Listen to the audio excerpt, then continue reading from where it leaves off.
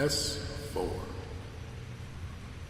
home of Forest Moon Paranormal, where we explore the things that go bump in the night, examine that which strikes terror in the hearts of men, the supernatural, conspiracies, spirits, aliens, Bigfoot, and any other entities not yet explained, yet seen and felt by countless across the planet.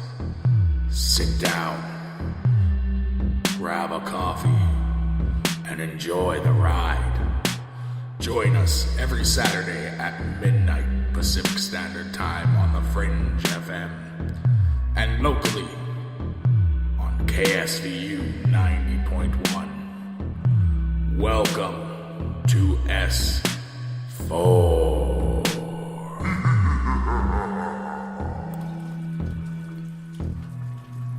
Good evening or morning, depending where you are, and welcome to S4, the voice of Forest Moon Paranormal, coming to you live from the FMP headquarters in the beautiful mountains of Concrete, Washington, where it's raining like hell. FMP is a highly active emergency response team for all aspects of the paranormal, from aggressive hauntings to alien interaction, Bigfoot and other cryptids, and everything in between. That's terrifying. So S4 is the voice where we discuss these things in depth. You can find S4 on the Fringe FM every Saturday at midnight, where you can also find Lighting the Void with Joe Roop, Shift Happens with Cortana, and Dark Waters. We're also on terrestrial radio with KSVU 90.1 FM, locally from 10 to 12 Saturdays with a pre-recorded shows for locals. So, folks, tonight we're talking Bilderbergs, United Nations, and all other agencies and agendas that manipulate our government and our world. Tonight we have with us our Keith Andrews, our FMP Alien Race Specialist, Cole Wegleitner, our FMP Lore and Culture Research Specialist and owner of Statement of Sound DJ Services, Megan Gehring, our FMP Security Detail and Astral Team and Missing Persons Team member, and special guest with us tonight is Seth Kinsey of Dark 30 and our S4 Conspiracy Specialist. Alright, it's raining like hell, like I said. So November 10th is our next training meeting, open to the public and any new team members, 4 p.m. at the Burlington Library. Topic's going to be UFOs and alien interaction. And also Monday night, 5 p.m. Pacific Standard Time, I'll be on Fenton's Perspective on Revolution Radio. So how's everyone doing tonight? Just great, thanks. Wonderful. Outstanding. I'm great. I'm glad to be here. Of course you are. So is it cold in New York? Not really. It's actually unseasonably warm right now. I give those 3 knocks on some wood that you're talking about earlier, but the snow's not here yet, so I'm glad. Right. Yeah, you guys usually have snow by now, don't you? Oh, yes. Which is really funny. I hate it. That's really funny when you think that we don't usually have snow by this time. Oh, no kidding. I mean, you know, we were at Dave's Paracon and it snowed the day we were leaving. It's like, really? It's only September. Actually, it was October 1st. But let's face it, that's up in the North Country. That's like 4 hours north of me. So, real quick, before we jump heavy into the Bilderbergs and the UN and the human aspect of government control, Keith, are there any alien races that are assisting with this government manipulation? As a race, no. Quite frankly, it's actually, simply put, forbidden. Okay. That doesn't mean individuals aren't necessarily getting involved, but they're certainly not involved in high profile, because if they were to get into high profile positions, frankly, they'd be removed from the race database, as in terminated. By the off-worlders. By who? By the consortium. Okay. That's what I was trying to think of. Yeah, the consortium. Because I know, Seth, you're behind a little bit in the last year, but yeah, the consortium is like the Galactic Federation, some people call them. The race of thousands of races, or the council of thousands of races that get together and basically watch the planet. They don't give a crap about the humans. They're here to watch the planet, so they don't get involved. Mm-hmm. Yeah. So, All right. You know, the Bilderbergs. You know, I still question a fair chunk about it. I'm actually the worst person to talk to about it because I think I could care less. I'm just not sure how. Right. You No, I hear know? you. Because, I mean... But, you know, go ahead. what's funny about the Bilderbergs, though, really, is that they say that they are together for the supposed betterment of the relationship between Europe and America. However, with all the good and fuzzy stuff they say they're doing, you know, they operate under the Chatham House rules, which means anybody who says anything isn't accountable for what they say, but someone said it. So it's like when you hear someone say, I'm not going to say that Eric said this, but Eric said it, but he didn't say it. And so it's a way to necessarily not incriminate themselves. And they're just so much going on with these guys. I mean, I'm going to spare you names. If you're all here and you're all listening to this program, you're listening to other programs on the Fringe FM, you know who a lot of these guys are. There's 123 of them. You know, and one of they like to say that whatever, you know, when it was Clinton, he was the most dangerous guy. When it was Obama, he was the most dangerous guy in the world. When it's Trump, now he's the most dangerous guy in the world, so on and so forth. Whatever your political affiliation is, I'm not going to get into that. But I'm going to say the president is not the leader of the free world. You want to talk about the most dangerous man in the world right now, as the only man I believe in the history of our time who could probably get away with giving Satan a French kiss would be Henry Kissinger. Yep. In fact, we were just talking about that tonight. Not the Henry Kissinger aspect, but you got the Rockefellers and, oh God, no. What's the other one, Megan? Oh, Morgan. Yeah, Morgan Chase. J.P. Morgan. J.P. Morgan. The Rockefellers. Oh, yes. Anything, and, oh, man. anyone And involved with the World Bank. It's the World Bank that controls the world.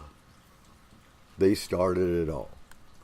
And they're behind the Bilderbergs.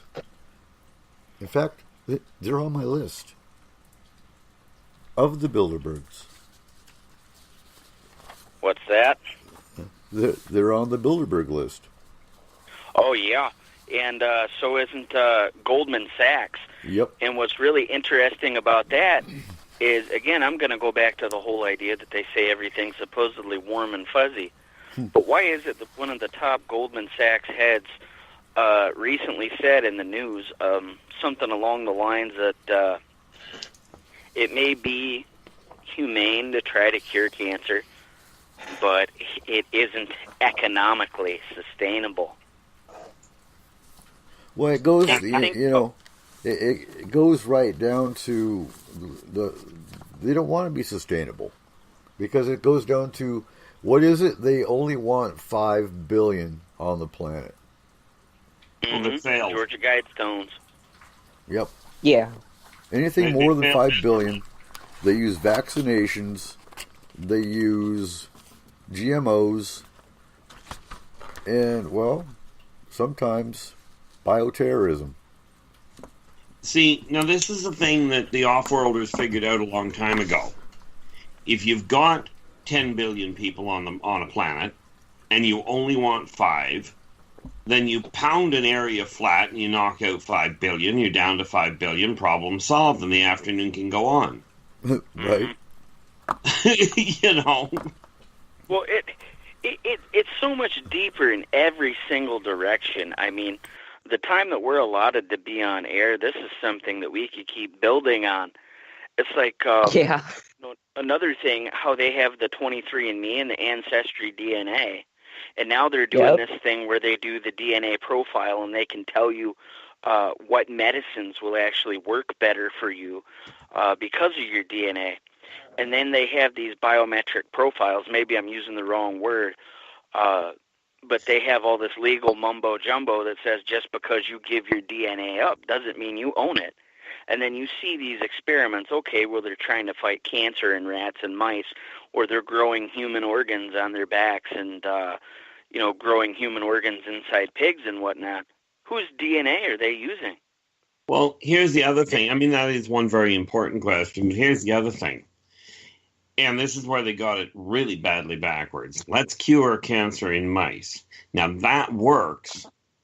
That would work great for humans if humans were built like mice. Mm-hmm. But they're not. They're still working with backwards, antiquated medical knowledge to try and figure things out. And, the reality is they've got the cure for cancer. Can I see anyway, this? so they don't need it. I know we're on FM radio, so I know there's certain rules we're bound to, but I know that the color for the cure of cancer is green. Mm-hmm. And I don't mean money, but I don't want to get anybody in trouble in saying what I'm saying, but we know it's there. Susan G. Komen, she's just as evil as anybody else. You look at how that lady's dressed and what she's wearing around her neck and all these pearls and jewelry, and at the expense of other people's sadness, she's living on the high life.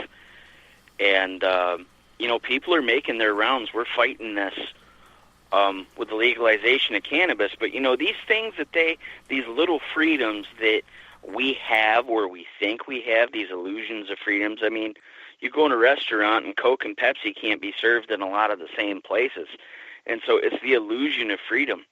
So the Bilderbergs, you think they're kind of like our parents sitting there, and they talk, well, maybe we're going to let R. Keith and Eric have this year. Oh, no, I don't think they've been good enough. We need to teach R. Keith a lesson. Eric has been, doing his grades, so maybe in his room we'll let him have his cannabis, and we won't say nothing. But R. Keith, he's going to have to wait until – and they're doing this on a global scale. They're doing this. So everything that we think – that we're getting that's so cool, like 5G, everybody says, oh, I won't have to have a router in my house. Okay, fine, but if you notice the pickup on crop dusting, and when they're doing this and the chemtrails and everything, they're not just putting stuff in to alter our mood. I don't know if has any of y'all heard of the smart dust? Yep. See, the funny part about it, I like the way you put it, that the Bilderbergs and people like that are kind of like our parents. It explains why I don't worry about them, because I didn't pay much attention to what I was told I wasn't supposed to do when I was a kid either. That explains a lot. Right.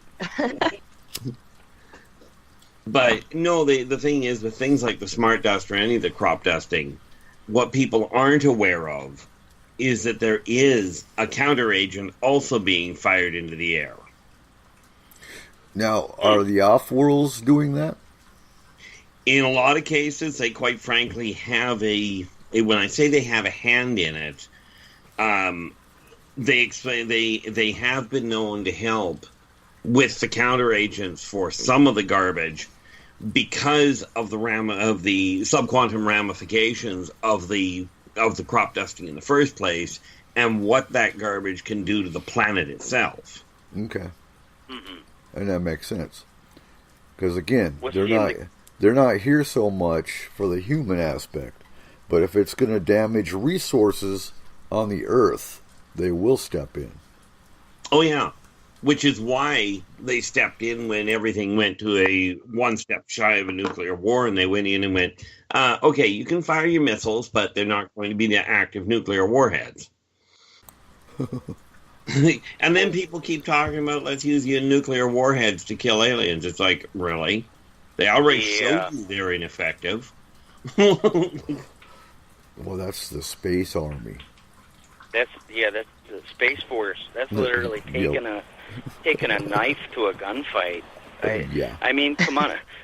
There's so many different things. But I would like to know, and one thing I haven't found, and you guys are all here, I'm a good research buff, but do any of you know or suspect firsthand if at these Bilderberg meetings, if there have been extraterrestrial presence? Oh, there absolutely have been. See, the thing is, what people don't realize is the aliens have been involved, have been not in a controlling fashion, but in an observational fashion. That came out well.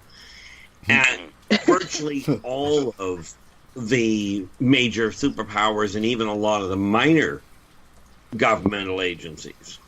They keep a close tab on it to find out what human upstarts are doing, because of the danger involved in what humans can do with very little prompting.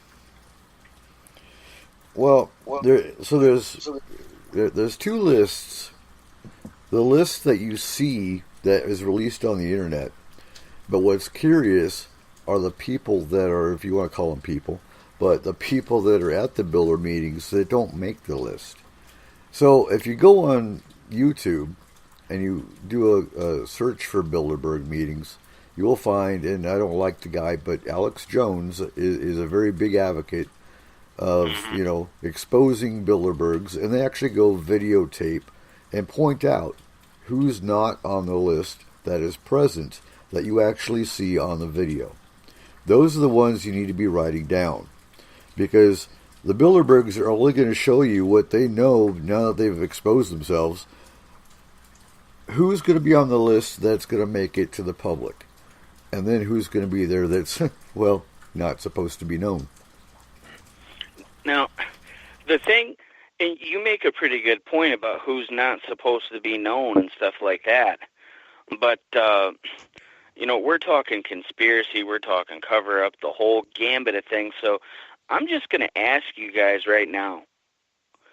These guys are all people of influence, people of renown, political and industrial luminaries. And, I mean, we're not even a pimple on the bottom.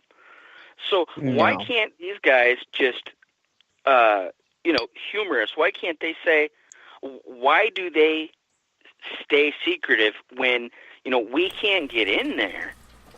We can't draw anything substantial from it except what they want us to know. That's obvious. Why do they not just say, no, this is what we're really talking about, and then draw suspicion off of them? But, I mean, really...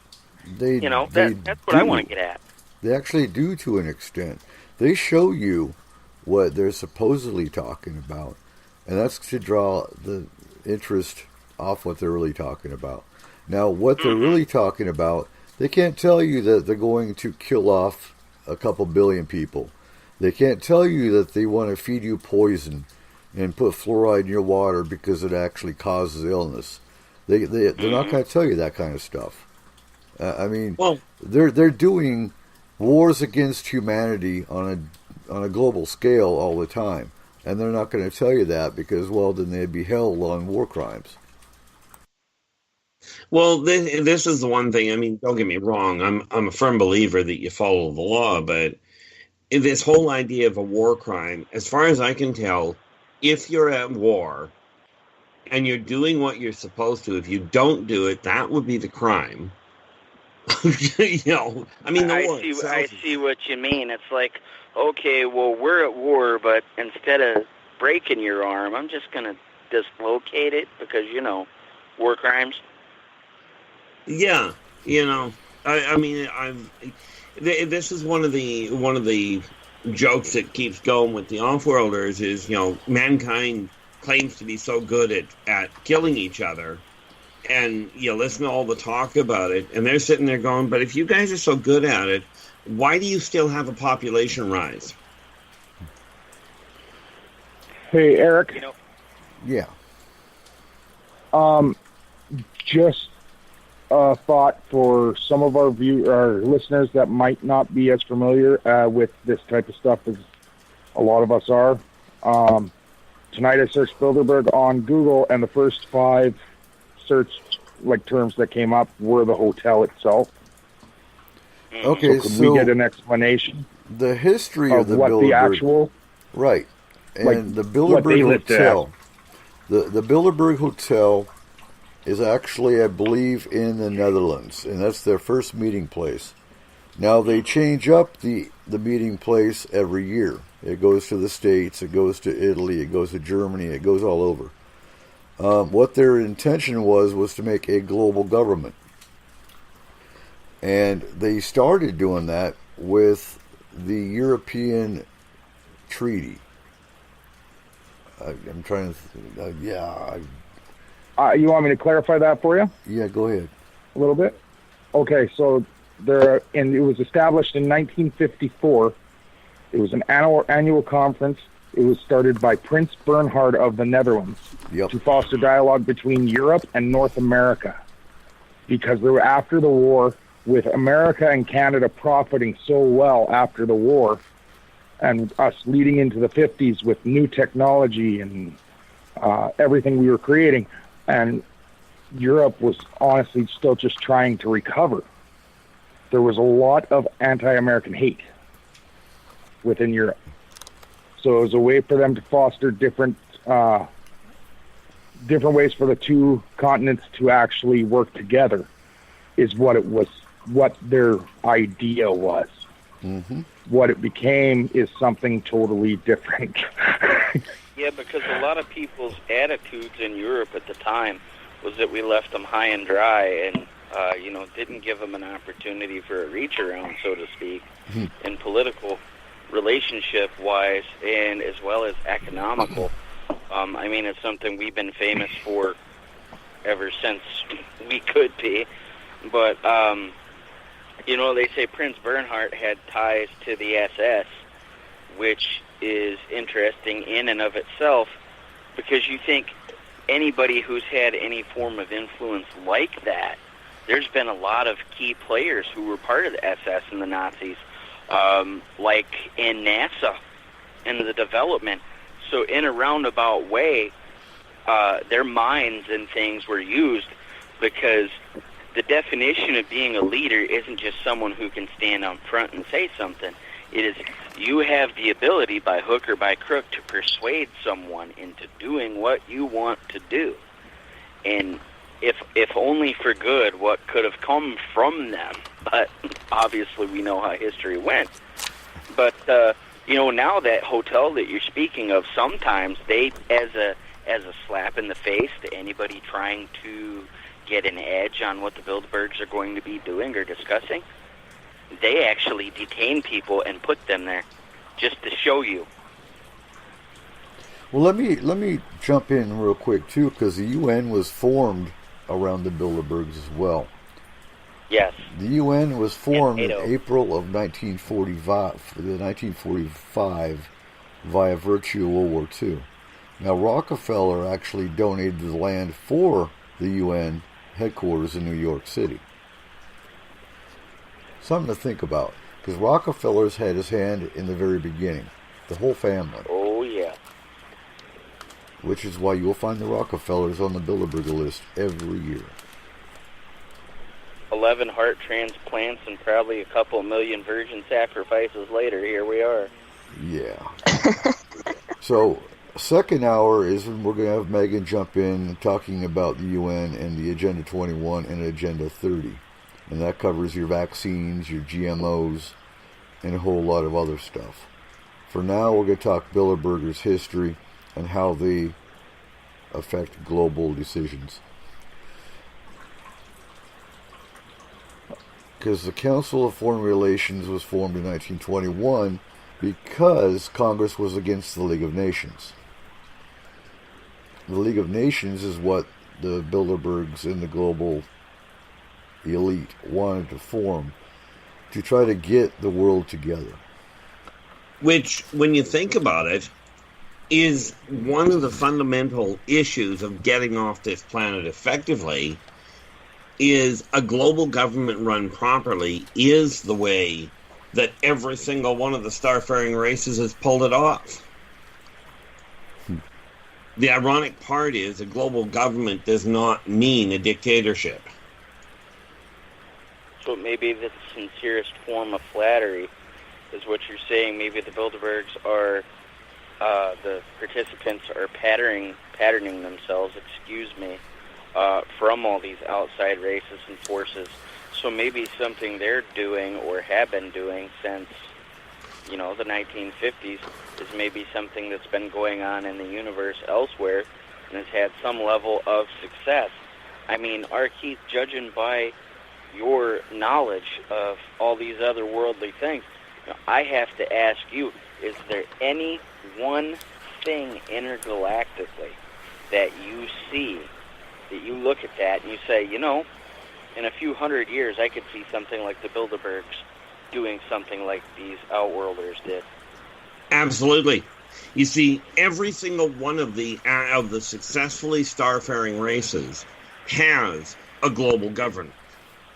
But understand the difference that seems to be taking place is with the global government, they have representatives from, they've got actual input that they pay attention to from the different climate and geographical locations, because they came to understand that if you're running a world, if you're the leader at the head of the council, and you're based in the middle of the tropics, there is no way you're going to understand the challenges in the middle of the Arctic.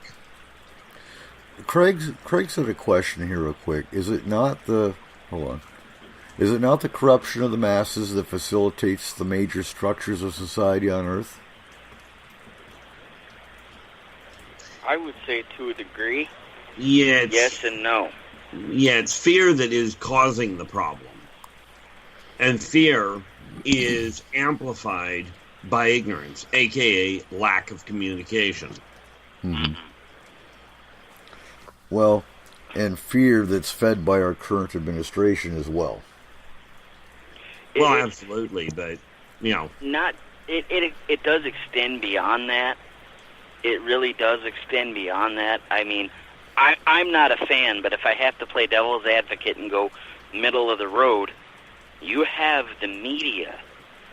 And, Agreed. And the media is a business. They say sex sells. All right, do you know what the media is? The media, the mainstream, whether or not you agree with them all, in one way or another, CNN, Fox, MSNBC, all of them, they are disaster porn. Well, they all fuel the hate. They are. Yeah. I mean... and it's amazing how many mainstream media personalities are actually on the Bilderberg list. Oh, definitely. And then they come back and they take their agenda with them, and they put their talking head in front of the camera, and everybody who is a glutton for whatever comes through the television eats it straight up. And so really, if you want to know what they're talking about to a degree, you look at how the people are reacting to what they see and hear. I say, my vision isn't the greatest. So, like, when I say see something, I'm talking about observe, see. When I observe, let's say, on the television, if there's something going down, I don't even pay attention to the talking head. I don't look at the ticker.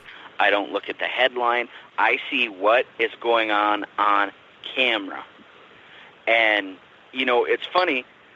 I was trying to comprise a list. Maybe you guys know more about this. Is every time that there's a Bilderberg meeting, there's something major in the news. And I think it's to distract. The Pulse nightclub shooting comes to mind. It's a distraction. Yep. It's a white flag. Yep. It's a distraction to get your mind off Bilderbergs. Like people necessarily say false flag. I don't agree with that term, only because some people who say it don't mean it how it comes out, and some people who hear it the way that it's not meant to be heard. Well, and so what I mean is, like, when you have, for example, there's people who are really dying, there's a situation that's really going on, fine. But the perfect example of it is, you ever seen the clip from the Weather Channel where the guy is standing in front of the camera and he's rocking back and forth, and the wind is blowing so hard, and then right behind him there's people, practically kicking cans walking up the streets. I watched that live, and I had to replay it several times because it was classic. And the one where the the meteorologist is like, here I am, I'm actually in a canoe in the middle of the street. There's kids walking around, playing hopscotch and stuff like that. And so I say, okay, there are people really dying. There are people who are really, and like, that's one thing about Alex Jones. He does try to go get the truth and everything, but that's one thing where he shot himself in the foot, is when he said that none of it was true. Well, he also shot himself in the foot when he was in Seattle talking crap about liberals. And supposedly this guy threw a cup of hot, scalding coffee on him. Yeah, and it was his own dude. It was an actor. And it was proven to be an actor. So if that's what I'm saying. If he can, be proven to be lying about that, what else is he lying about? It's like I've said before, exactly. If you associate any falsehood with truth, then you have to throw the truth out. It's infected. Yeah.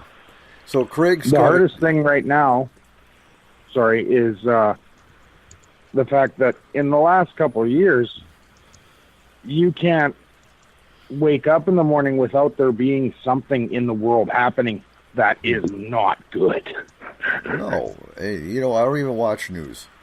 I look at news. It's not even the world. News, Facebook, Twitter, and Twitter's kind of the worst one right now because of Trump. Like, honestly, when he opens it, everything's done. We're screwed. Yeah. So Craig's got a question real quick. The world's population owes hundreds of trillions of dollars. Who do we owe it to? That's what I'd like to know.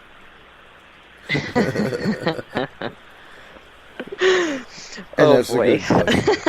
That's what's called opening one heck of a can of worms. It is. I don't think our This money show is any isn't long good enough. in the belt of Orion, is it?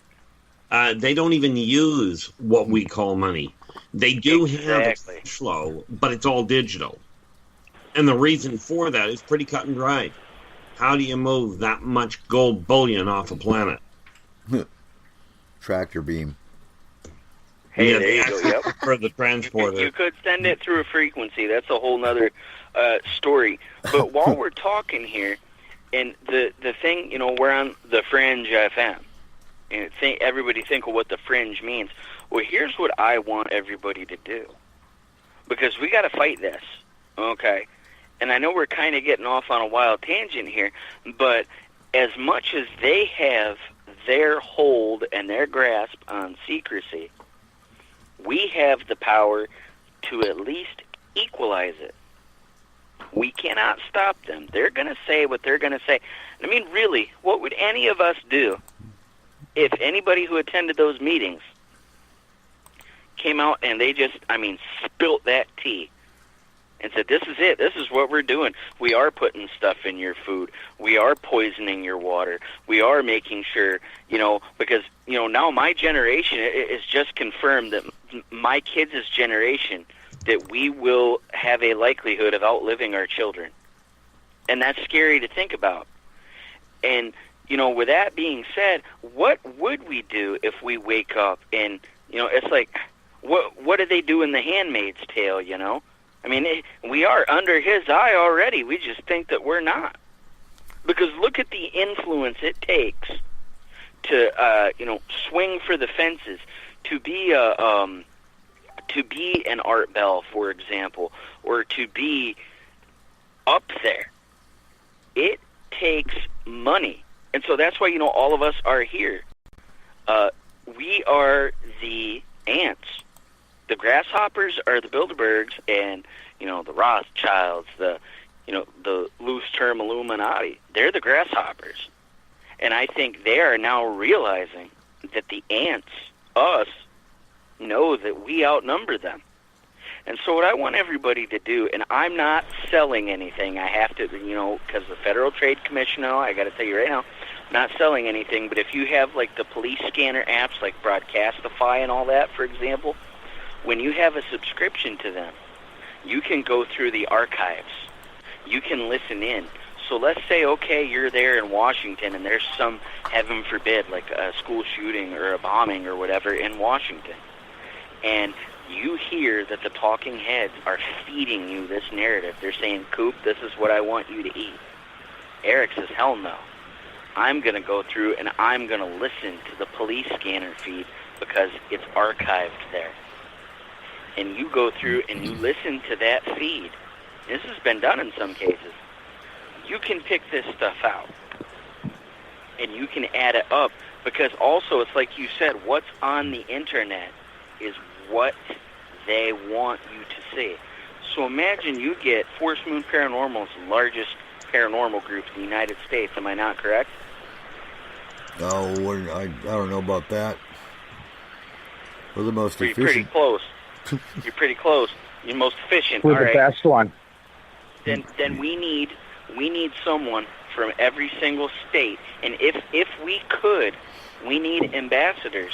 Every single state, every single county, where their thing is to monitor those police frequencies in their nearest town.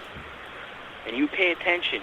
You have your stringers for your news media. They go out and they say, okay, you go around town, you find footage, and you sell it to the media, and then they put it on there. They have stringers. We need stringers for those audio feeds, because what those police are saying, they can't doctor an event until there's something that they see they need to doctor.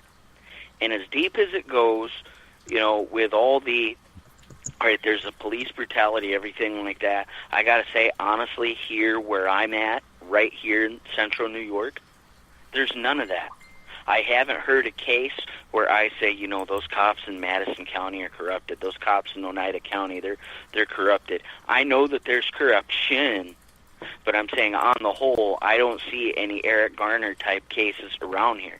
These guys are good, hard-working police officers. And so that's just a guy trying to do his job when he gets that call. You take that and you establish it. So we need some dark watchers, guys and girls.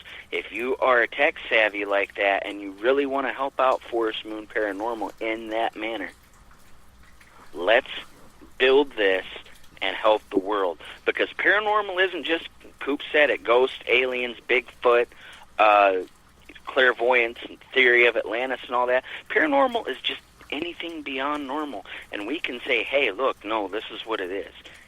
And YouTube's algorithms are already ruined.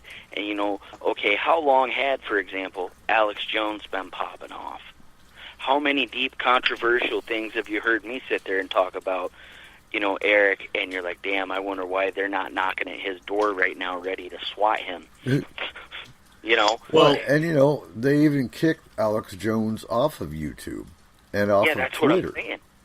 See, the funny part about it is where it comes to talking about any of this, if you beak off with the idea of this has to, the government has to be overthrown or so-and-so has to be, deposed or whatever, if you start promoting the idea of flipping the government, you're in trouble. If you're just saying this is a problem, but the government is actually a necessary thing, you don't get in trouble for it. Oh, definitely. I'm not talking about necessarily flipping the government per se. I'm talking about saying, okay, YouTube has their user policy, whatever.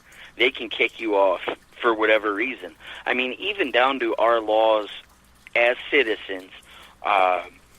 For example, I'm going to use the Labor Department because this is going to clarify how they can handle you in any sense.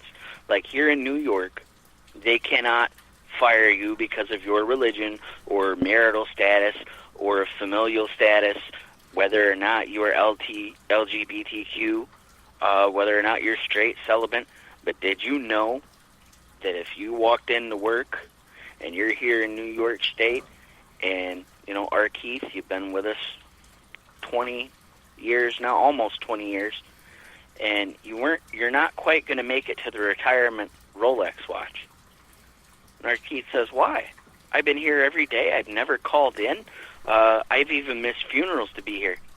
And say, well, it isn't because you're your family. It's because you're a Yankees fan.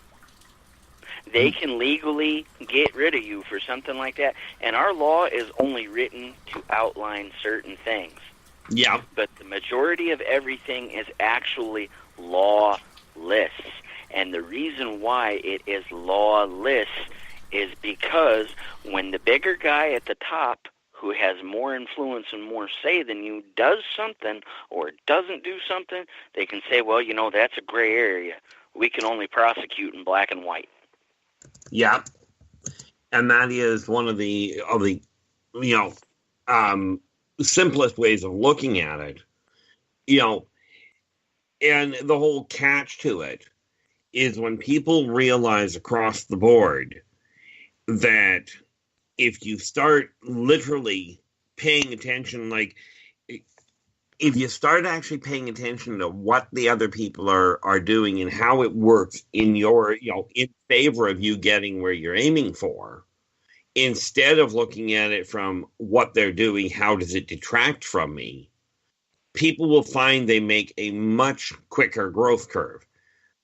When you take a look at societal evolution, it is a proven fact that, and I call it proven because of so many other worlds that I've seen it done on, that if people work together, technology and medical advances and all of these neat little baubles and trinkets that people like advance faster than if people are trying to kill each other while they're trying to develop them.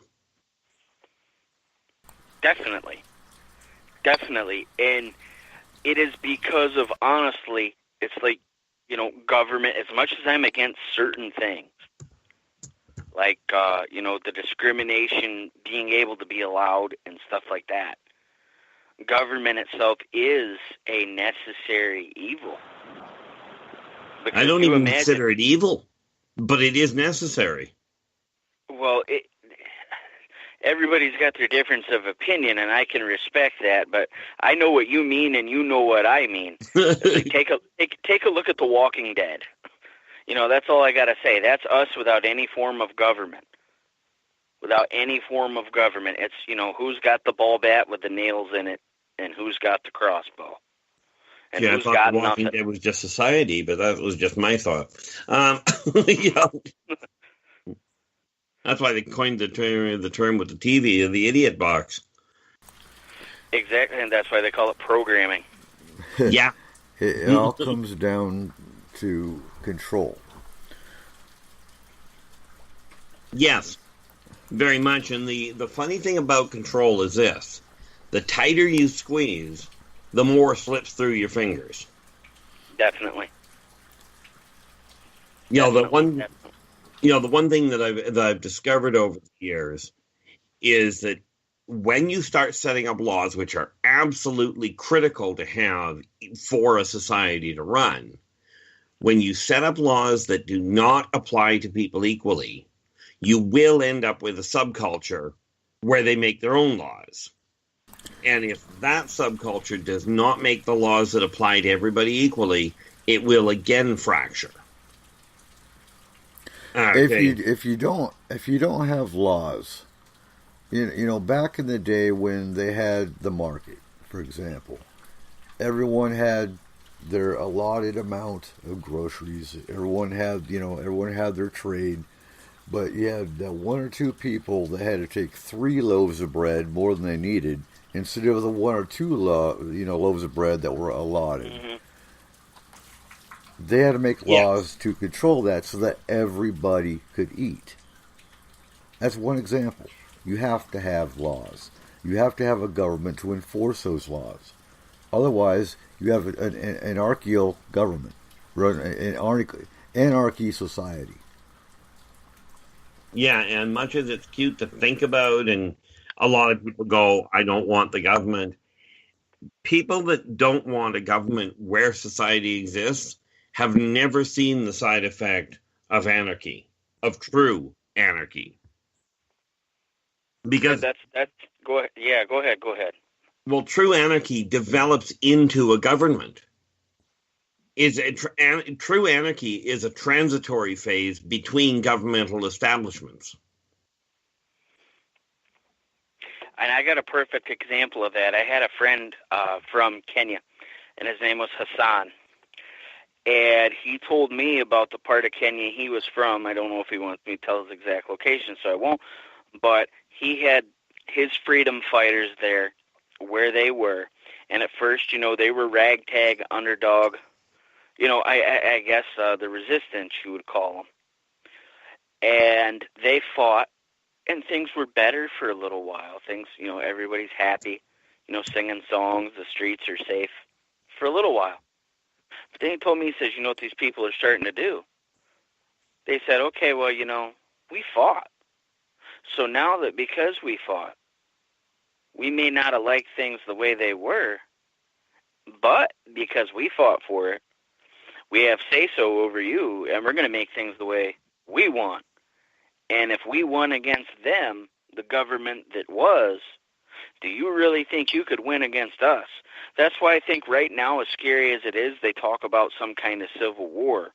I think it's a civil war of opinion, because there won't just be like a north and a south, or east and a west, or a left and a right paradigm. That's on a ballot, that's on paper, that's on your bumper sticker. There's going to be so many people with so many differences. If you'd ever seen or read the comic books, the DC comics, where you talk about the No Man's Land storyline, that's exactly what it's like. Everybody's going to have their own thing. And the only people who are going to win anything is whatever the majority of whoever it is on the same page. Well, and it's going to be over in a matter of minutes. It's going to be neighbor against neighbor. Yeah. And it's going to be whoever's prepared the most. It is. Here's the thing. If you look back to a very simple little book called Animal Farm, it says it all. Right there tells you the whole 9 yards right from the get-go. That once you overthrow one government, whoever was doing the overthrowing tends to replicate the same thing.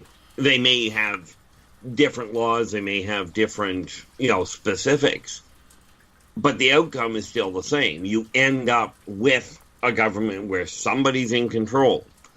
And, there has to be somebody that is laying out the laws. Well, and that's what the Bilderbergs want.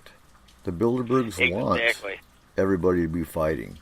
Because while everybody's fighting, they can do what they want, and nobody's even paying attention to them. Well, this is the silly part, and this is where whether we're talking Bilderbergs or whoever, once they figure out that by getting people to get along, they will have far more productivity and a much higher profit line, that's when they'll stop it. But that's an evolutionary thing that every society I've ever seen on a different planet has managed to figure out. And don't get me wrong, it's not a question of they don't have wars. Take a look overhead. But the reality is, on their own planet, they don't destroy their own planet. They'll go out and destroy somebody else's, but they won't blow up their own. Now, with that, Keith, I really love your way of thinking. I got to tell you, because every time I listen to you, and a lot, here lately, the past year, I've been on the sidelines dealing with some stuff. But whenever I listen to you speak, my neurons fire. And so I'm going to ask you this, because I think, you are probably the most qualified, one of the most qualified, at least, people that I know of who could answer this question. Is, okay, this whole Bilderberg idea, now, I'm going to eliminate the idea of racism itself on the planet and strictly pretend that we are only divided not by religion and race and sexual orientation, but only by economical standpoints. And so that puts the Bilderbergs above us in so many ways. So when I say this, is there any one single alien race that you think has done the most damage? I know they don't get involved with us per se, and it's all about resources. But like when you think of baseball, you think of Babe Ruth, you think of Michael Jordan with basketball. So who's the Michael Jordan of alien races who scored the most points to assist these Bilderbergs in what they're doing?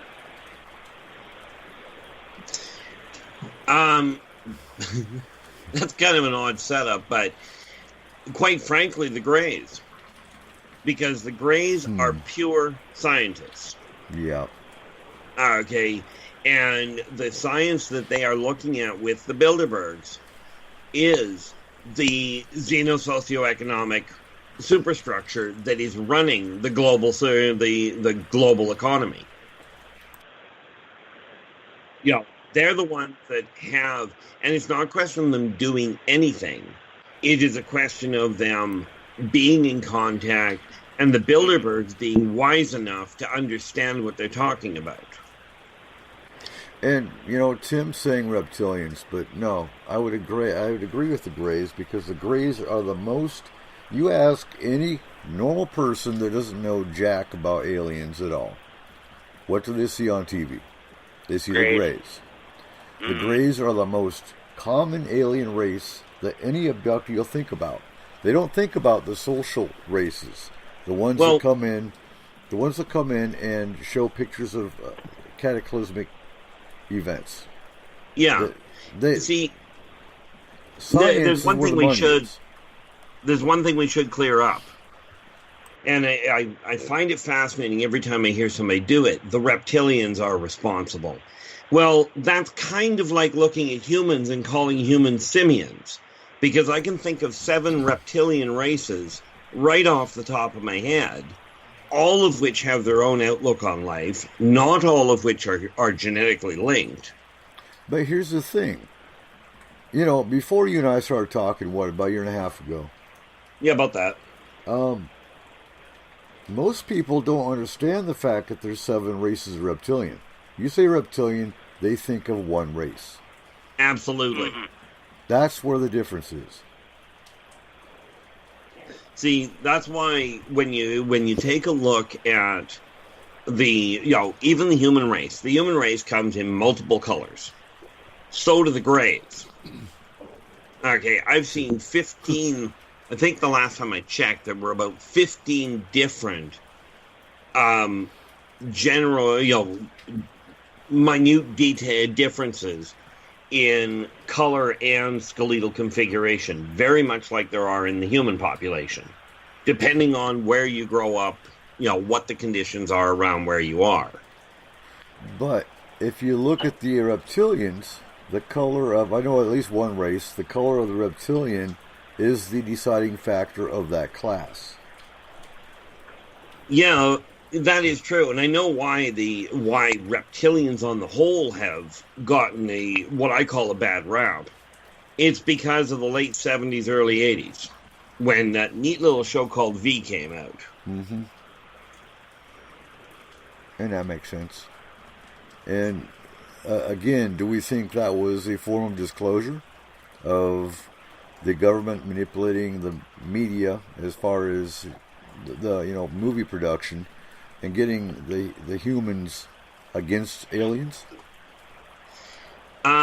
Whether they were trying to get them against it or what the story was, the actual behind-the-scenes motivation, not certain. But it was absolutely a way of getting disclosure out there. So, why would the Greys be interested in assisting the Bilderbergs in manipulating humans? What would their motivation number one, they're be? not. Number one, like I said, this is not a question of the Greys helping the Bilderbergs manipulate. Okay. This is a question of the Greys explaining what has been done in other societies and the Bilderbergs figuring out how to utilize that information. Do you understand? Okay. The Bilderbergs went to the top because the original Bilderbergs were head and shoulders from a economic standpoint above the general population at the time. So is it possible the Rockefellers were in cahoots with an alien race? In cahoots is a debatable point. Were they in contact? Absolutely. Well, that's what I mean by cahoots. So now, here's the thing. With the aliens, and they say the typical run-of-the-mill abduction sequence, and this does tie into the Bilderbergs, when they show the destruction They show the planet blowing up, people on fire, the whole nine. Most people think, well, they say this is what's going to happen if we don't get along. Now, you think of They Live with Roddy Piper, and he puts on the glasses, and he sees obey, consume, reproduce, the whole nine. I wonder sometimes if the aliens aren't showing us the destruction by saying that the Bilderbergs is actually what order needs to be implemented in chaos, and that they treat, even though they don't get involved, that they basically, the Bilderbergs for a minute are going to be the yuppie larva for the Greys. And so they're going to say, you can take the credit card, you can take the Lamborghini, you can rent the hotel, you can do all this stuff, get your prostitutes, break everything up, hurt people and break stuff, but you can't go setting the town on fire. We're going to let you do all this. We're not going to get involved, but we just don't want you, the Bilderbergs, to do so much that we have to get involved.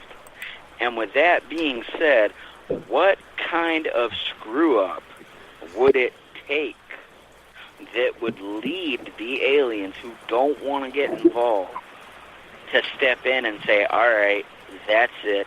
I'm taking the keys. The trust fund's cut off. You're getting off the teat, and it's time for us to take over. Okay, well, let's get a couple of things sorted out before we get to that. First, the destruction that they keep showing is not a case of if you guys don't smarten up and get along, we're going to destroy the planet. It's that's a what I'm question saying. of if man doesn't get its act together, man is going to cause these problems. And the reason they warn people of this is because they've seen it on multiple different planets over the millennia. Well, and even civilizations. Exactly. So spoiler alert. Exactly. Now, that said, we got to understand that the aliens are not telling the Bilderbergs, we'll let you get away with this. What they're saying is if the human race doesn't get this act together, it's going to blow itself up again. The Bilderbergs simply took that information, and the starting Bilderbergs, right back at the beginning of their influence, grabbed hold of that piece of information and went, how do we capitalize on that? Now, the answer to the other part of the question, what would it take for the aliens to actually step in? First and foremost, they've already done it. If you go back to 1986 with the missile craze, with that whole Cold War crisis, and all the missiles got lit up, and the off-worlders came in and went, if you want to throw missiles, go ahead, but you're not getting the nuclear warheads to go off. Right. Here's the real negative downside. If the aliens actually get to the point where they say, okay, we've had enough, we're stopping this war, we're stopping your guys' problem, they will pound the planet flat from orbit, and nobody will see the war coming. One quick transplanetary EMP pulse, and this place is in the Dark Ages. Wouldn't it be great? And it's just that quick. So the aliens are not, people have to realize that all that the Bilderbergs did was they took the information the aliens were handing out to every one of the other countries, every one of the other potential super families at the time, and said, you guys have to find a way to make the laws and to make your world a global community, or you're going to blow yourselves up. And the Bilderbergs they just happened to be the quickest ones off the mark to jump on it. So then in lay terms, real quick, Coop. Okay, go ahead. So in lay terms, you're saying that the aliens, the Greys, basically warned humanity of the impending storm, and the Bilderbergs, by whatever means necessary, decided that they're going to board the house, and they're boarding the windows, they're fixing the heat vents, of the planet, so to speak. However, if there's any of us who have to be stuck outside and weather it for whatever reason, they're also picking who's going to have to weather the storm, and the population maintaining the population is just everybody who's going to be staying in the house, and they're picking who gets to stay in and who has to sleep on the porch with a dog. Well, yeah, basically. All right. And we'll get into that. I think you want to go to break here, Yeah, right? it is time for our break. So when we come back, we're going to continue our global control topic. So stay tuned for hour 2 of S4. Are you intrigued by Paranormal Talk Radio? You'll love the new Paranormal Radio app from TalkStream Live. You'll find a great selection of talk shows covering UFOs, ghosts, strange phenomena, and much more. Download the Paranormal Radio app now and start listening to the very best in paranormal talk entertainment, including the network you're listening to right now, the Paranormal Radio app, free in Google Play and the iOS App Store. Times are changing. The circus of politics, healthcare's low standards and high prices, and let's not forget food quality. What to do? Arm yourself with Life Change Tea at GetTheTea.com. In a world of chemical imbalance and poor air and water quality, it's time you make a move. Log on to GetTheTea.com and stock up on organic non-GMO supplements. Don't forget the tea. Cleansing your body never felt so good. And we have a brand new tea called Takedown Tea, which helps support healthy glucose. All natural body support so you can be at your best, naturally. All you have to do is log on to GetTheTea.com. That's GetTheTea.com. We're not a fad that comes and goes. We are the real deal. Join us and armor up.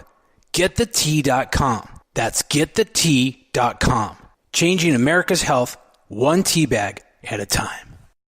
So, you love talk radio? Then you'll love TalkStreamLive.com. TalkStream Live is always on, 24/7, with the best streaming talk shows. Find your favorite talkers and discover some new ones. It's free, readily available online or on mobile with any smartphone or tablet. Finding your favorite talk shows all in one place has gotten a whole lot easier. Just go to TalkStreamLive.com. Be sure to download the free apps from Google Play or the iTunes App Store.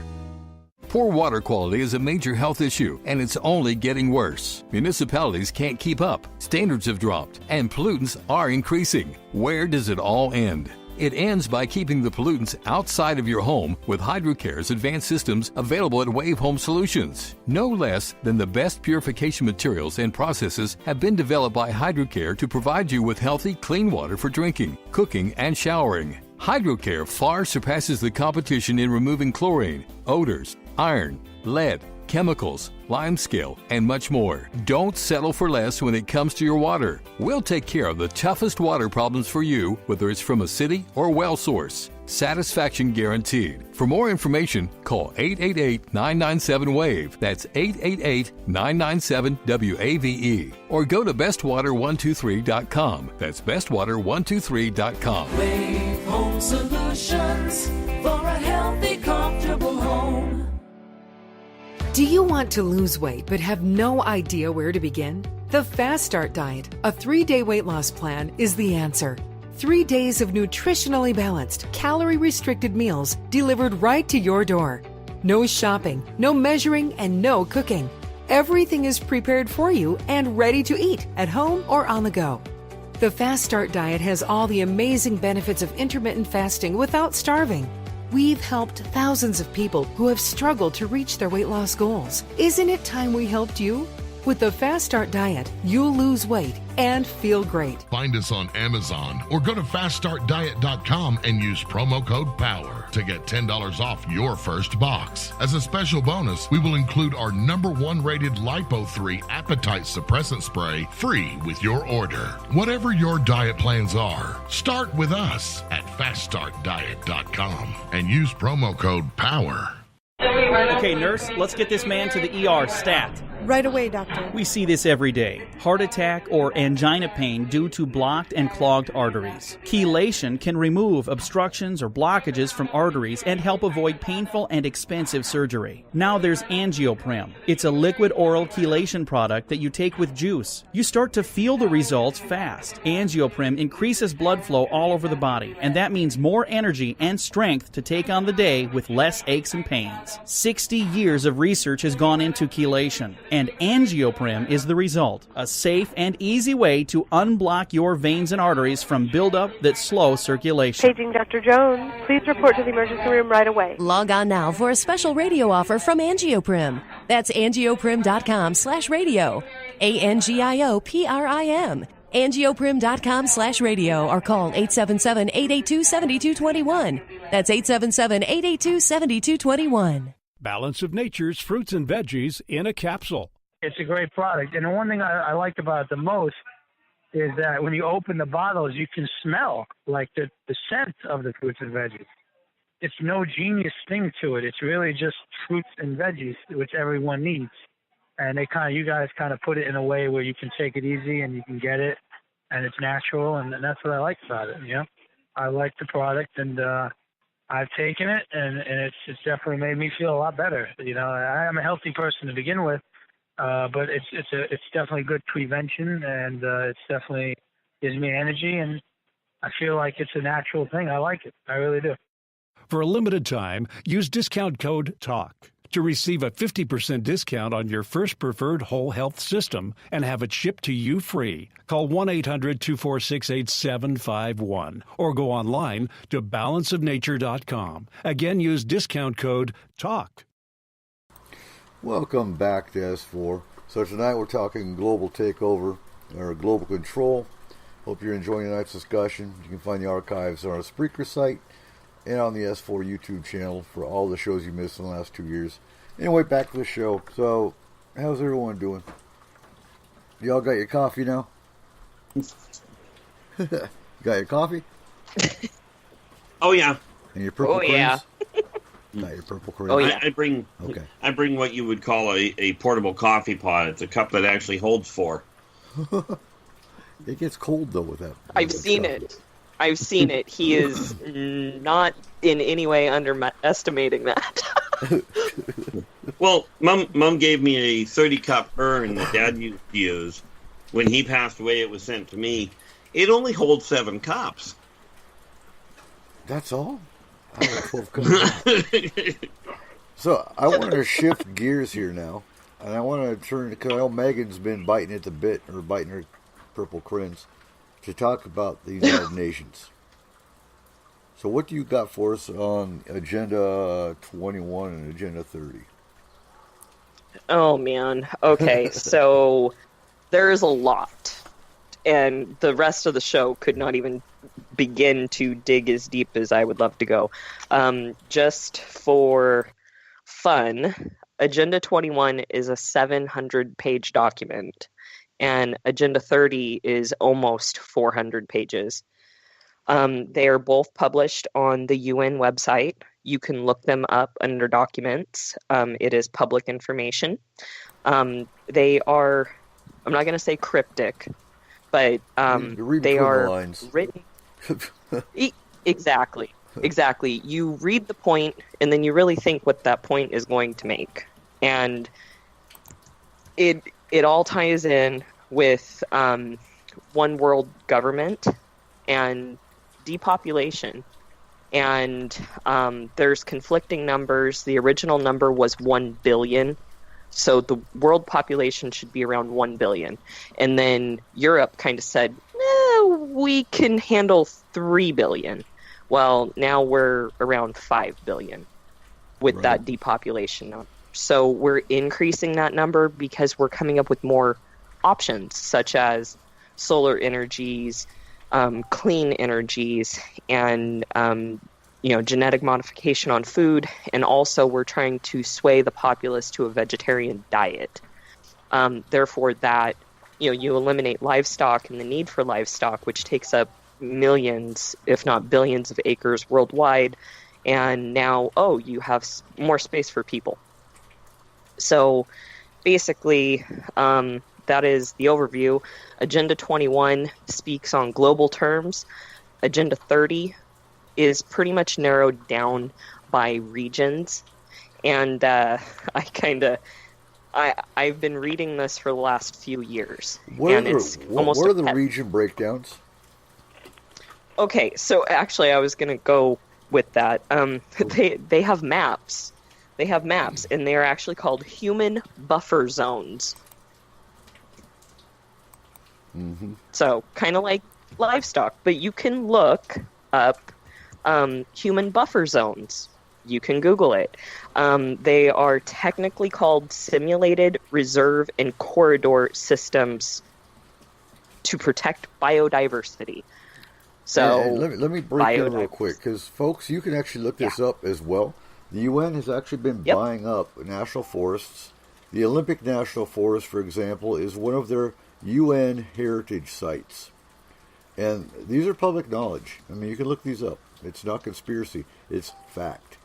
And so I believe Megan's going to go into that, but a lot of these heritage sites are part of these buffer zones they talk about.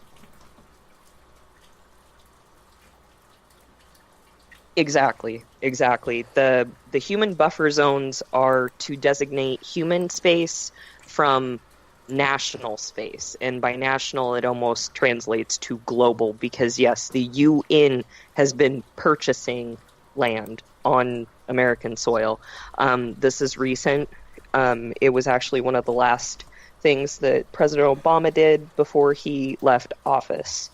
And along with that, he also designated the UN to come in at any time to American soil and act against Americans or alongside American military for when martial law is declared in state of emergency or social unrest, which would be mass rioting or, any type of natural disaster such as a hurricane, major flooding, earthquakes, etc. No, that's scary that you said that. We're real quick though. I'm curious about something, because look at today's events. What I'm wondering about is we have this caravan of 6,000 refugees in Mexico coming. They're supposed to be here in like a week or two, and we have 6,000 troops on the border of the U.S. and Canada, or U.S. and Mexico. Where's the UN in all this? I mean, well, that's funny. The United Nations is supposed to be here for human events like this with refugees. When it comes to where's the UN? Shouldn't they be stepping in? Exactly. So, one, martial law has not technically been declared. That would be the state or the federal government to declare martial law situation because of refugees flooding to the borders. They have not declared that. And then, secondly, there's been reports in Iowa and other parts of the Midwest that they've seen UN convoys in the middle of nowhere going to no specified location, but they see convoys. So there are UN operations that are ongoing. However, they're not going to the spots where you would think. Yeah, I've heard such of as that the border. Too. Unmarked vehicles they're talking about too. And some people are trying to say that, they're filming a movie, or they're doing this, or they're doing that. But then people who get close with a camera and try to figure something out, like if you've seen this movie where they're filming with Joaquin Phoenix for the Joker, there was people who were saying that they saw some suspicious activity in New York City, and they were told, no, this has nothing to do with the movie, but if you don't back away, we're going to shoot you. Yeah. Oh, wow. Well, the thing is, I absolutely agree that stepping in on natural disasters is a necessary issue, obviously. What most people aren't aware of, and oddly enough the government is, and multiple governments are, there is a natural disaster that is on the verge of happening where, rough gauge, and I'm probably being nice when you look at the fallout from it, there's a natural disaster coming that is likely to have a death toll of somewhere close to 2 billion if it isn't dealt with. And it would be so simple to deal with it. And you got to wonder why they aren't. Well, which one's that? Yeah, there's an island in the Canaries that is going to come apart. It's not and this is scientific fact. Look it up. Okay, it's already split. There's a massive chunk of it that's going to fall into the ocean. The governments have already estimated that it will cause a tsunami that runs roughly from the middle of the east coast of Argentina all the way to the St. Lawrence Seaway and run inland about 12 miles. Now, you take a tsunami of that size, understanding there's 2 other ones that are going to be caused right by the same impact. Those tsunamis can be stopped very easily. Okay, the earthquake that's going to cause it can't be stopped, but the resulting tsunamis could be. And yet, I always have to wonder why they're not doing anything about it. Or even talking about it. You know, because they've got all their focus on these caravans coming, and they've got all their focus on everything else. But, you know, that's... I think you mentioned something about it a few months ago, that it was a possibility. But if it's happening now, it hasn't hit the news that I've heard. Yeah, well, the thing is, it hasn't happened... Like, it is happening as in it's already slipped 4 feet. Okay. It's not a question of is it going to come apart. It's a question of when. And the reality behind it is when you take a look around at what the government's doing with all of the coffins, what people are assuming are coffins being built and stockpiled. Mm-hmm. Back during the bubonic plague, we tried to outrun the death toll that we were expecting. We never managed it. That's what this is about. It's not about some sinister thing. This is about trying to contain the bodies that this death toll is going to end up bringing. And they don't have enough built. And again, the media is so focused on hate and, you know, division, they're not even looking at actual natural disasters that are going to cause a huge death toll. Exactly. Yeah. You think about this, though. You bring up a very good point. They are focused on the hate.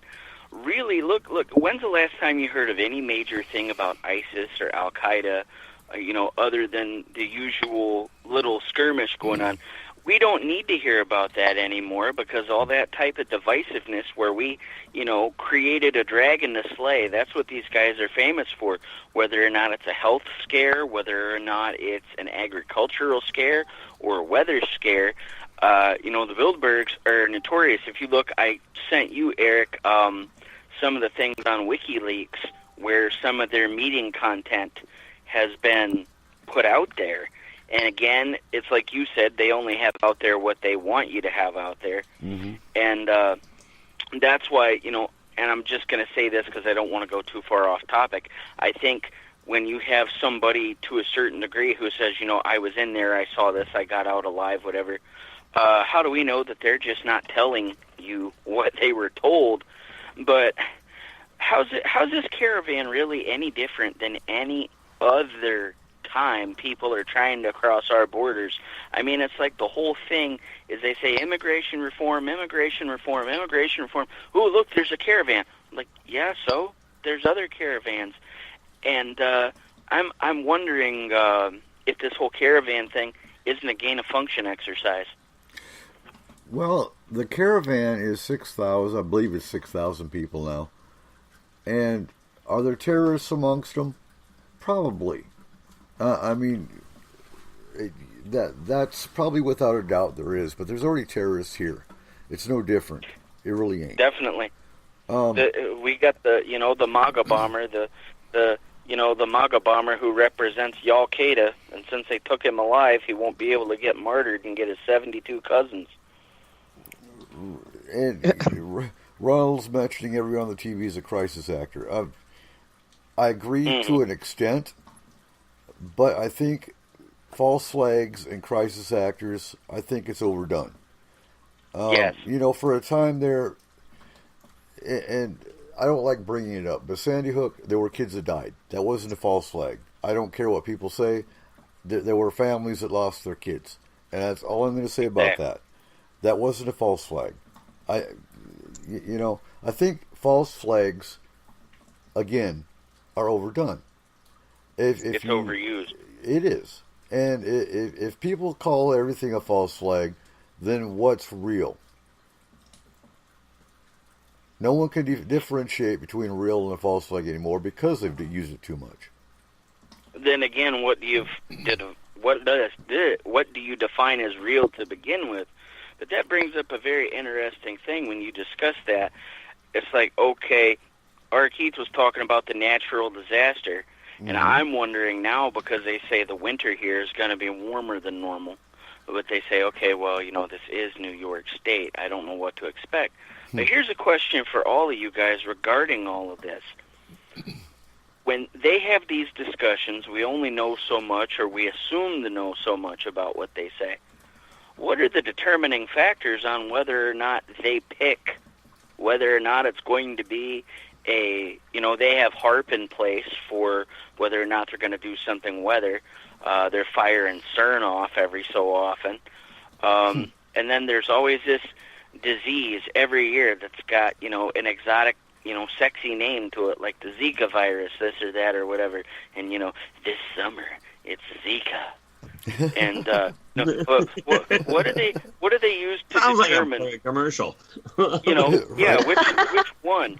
Because the flight that Vanilla Ice was on, and they had the people on there who got sick, and everybody had the same food. I mean, that's why I wonder. I'm comparing that to the caravan, because with these people who are coming, just like those people who are on that flight, they're contained. They're all traveling together. We know what happens. I mean, in a family situation, when you're traveling across the country, you got Uncle Fred and Aunt Myrtle, and they're passing gas and not washing their hands after they go to the bathroom and all this. Who's been injected with what to bring it here over the border? Because someone there is going to make it through illegally. Well, I'm going to bring up a point. What are they going to have in their body when they do it? Well, here's the thing. They make it sound like a big exotic deal that we've got 6,000 troops on the Mexican border. That's not new. We had a whole striker brigade from Fort Lewis on the Mexican border back in 2007. I was at Fort Lewis. I knew soldiers that went to the Mexican border. It's not new. We've got rotations that go there. But now, all of a sudden, we've got a caravan, and we've got to send troops to the border. That's not new. That's a distraction. Not exotic. And you know what's sad? I was with Mom and Dad's the other day, and Mom asked, how many is a troop? Like, huh? What do you mean? Well, we've got 6,000 troops on the border. How many is that? I'm like, that's 6,000 soldiers. Now, oh, my Lord. The only difference is in the cavalry, where instead of a company like a normal military unit, a troop is the same as a company in the cavalry. And in a troop is roughly 300 to 400 soldiers. But that's not how they're using it here. Here, it's 6,000 soldiers. But, again, that's not new. We got veterans here on the line. And I like how you said that. So I want to calm everybody who's listening, because the first thing I think of when they say, oh, the troops are going to the caravan and President says to fire on them, but there are troops saying that firing on someone just for throwing a rock is a war crime. I don't know. I've never been to combat. But I'm going to ask you guys right now, and this is probably the boldest question you may be asked as veterans. During your time in service, and you haven't, you're here, you're on the radio with us, and thank you for your service. But during your time in service, have you ever thought at all that you would be in a situation where your commander-in-chief would ask you to fire on your own American citizens or just to fire on people who are trying to get a better life, which, I mean, they should be processed as citizens, political, da-da-da, yada, yada. No human's illegal. They want to come here. They want to work. Here in Hamilton, New York, where Mosier Farms is, most of the day laborers, there may be 2 or 3 of them who are actually white, and the rest of them are Mexicans and Indian, not native Indian, but I'm talking Hindi, Indian. And so I see people who want to come here and work. Mm-hmm. And do jobs that Americans don't want to do. Exactly. Well, they want to pick the fruit and stuff. But I ask you guys, as soldiers, former soldiers, or whether or not something bad happens and you're actually called up, no, would you ever find yourself in a situation where you willingly would fire against American citizens? Okay, I'm going to address this because this has actually come up. I've actually asked my own soldiers. I can't remember what the scenario was. I can't even remember why it came up. Something Bush did because we were in Iraq when we discussed this. And, you know, out of 9 out of 10 soldiers I asked, no, none of us would. If they were throwing rocks, no. Now, if they got a weapon or a firearm, that's any American is going to fire on somebody if they're being fired on with a weapon. That's different. Yes. But if it's just a matter of civil unrest, unless they are a threat to life, no. Most soldiers wouldn't. The scarier question on top. Go ahead. That's the same thing that I found growing up in the Canadian military. You know, you can be told to shoot at the neighbor, but you're going to have to come up with a better reason than they're throwing rocks at me. This is what a lot of, and that's the scary part, is soldiers that don't know any better don't understand that they can disobey an illegal order. Now, firing on unarmed civilians, that is an illegal order. And they don't have to obey an illegal order, whether it's a sergeant or a colonel telling them to do that. Mm-hmm. Well, it's kind of, I mean, ultimately it boils down to a verbal contract to break the law. Right. Exactly. You know, you can't write a contract to break the law, at least not and have it enforced. Mm-hmm. So, Megan, the scary... your perspective, your perspective as a Marine, because Army's one thing, but the Marines are the ones that are actually brainwashed even more than the Army.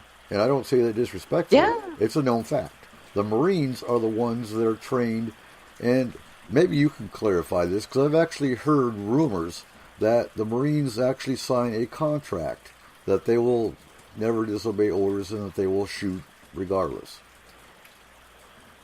Pretty much, and I mean, we do uphold very seriously that we will defend our country from all threats, foreign and domestic. Well, and that is something, you know, we recited and we lived it. So, okay, let's rewind back to 2001, and President Bush was in office, and, you know, the fallout from September 11th, and, you know, the hysteria, the hype.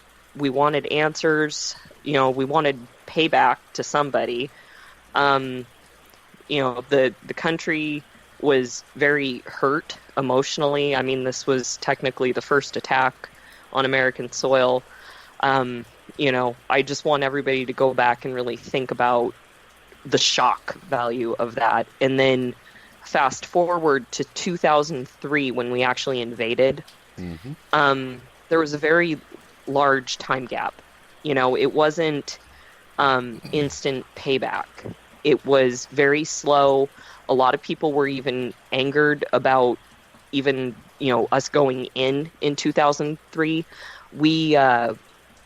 I know, because I joined, and when I got home from boot camp, one of my good friends from high school was like, I cannot believe you did that. You know, do you know what you're fighting for? You're fighting for oil, you know, oh, the Bush and Cheney, it's all money kind of thing. And somebody right out of boot camp, you know, we called them motards, motivational retards. I was a motard. I lived, breathed, died Marines, and it really hurt for somebody that I grew up with and that I went to school with to tell me that. And I was happy to go back to base, join my corps again and get back to business. And I remember sitting in a base brief, and we were told that rioters will come to the base and try to block moving vehicles. Marines should not be out at certain bars or facilities because we will be attacked by mobs of people. And it was basically like, whatever happens on base or people are coming to base to try to attack us, we need to have our best defenses up. And basically we had long rotations of watches to where we would be, assigned a post for anywhere from 6 to 12 hours. And I just remember a lot of it was because of the mass media and the spin on why we actually invaded in 2003 versus the day after September 11th. So, see, I didn't get to see all that because I was in Germany. I was in exactly. Germany. I was on Germany. So I'm talking. Right. This is home turf. This is what I dealt with as a Marine and trying to go out in town and enjoy myself on my liberty time versus staying sequestered on base for my own safety. Mm-hmm. And, we had the buddy system, and it was like, we shouldn't be thinking like this because, hey, we're Marines. But on the other hand, it's like, these people don't understand. But then on the other hand, I'm like, well, I watched the news the other day, and what are we fighting for kind of thing. So, it was a very complex story that the questions really weren't being answered, if that makes any sense at all. Right, because I was in Germany from 01 to 03. So 9/11 to 03, I was in Germany when we were on high alert. I was on gate guard for a good year. And 03, I was sent to Fort Lewis because I wasn't supposed to be deployable anymore. Well, they put me in a unit that wasn't supposed to go because they hadn't been in war since World War II. And all of a sudden, we got orders to Iraq. So, I went to Iraq January of 04. I didn't see all the hate and discontent. What I saw on TV was nothing but yellow ribbons and oorah and, oh my God, yeah, let's go kick some butt and yada, yada, yada. And we invade Iraq, and what I saw was nothing but patriotism until it turned into an occupation. And then you saw the more soldiers that got killed in Iraq, the less the patriotism started going away. Yeah. Yeah, well, okay, so the biggest beef that I was expressed, I guess, is that President George W. Bush at the time had entered us into an illegal war. And a lot of people who are extremely left aligned with the politics, that was their biggest beef, and they had no qualms. Here I am trying to go home. I'm in uniform. I would get approached, and basically some person would be screaming in my face that, I'm supporting an illegal war and I'm just a government pawn. And, I'm trying to get a paycheck and I'm trying to protect your rights. So, sorry you feel that way, but what else can I say? Well, that's the thing that always gets me when people talk about the military doing, and I mean the soldiers, and give you guys flack for doing it. If it weren't for you guys doing that kind of work, they wouldn't have the right to give you flack for it. No. Exactly.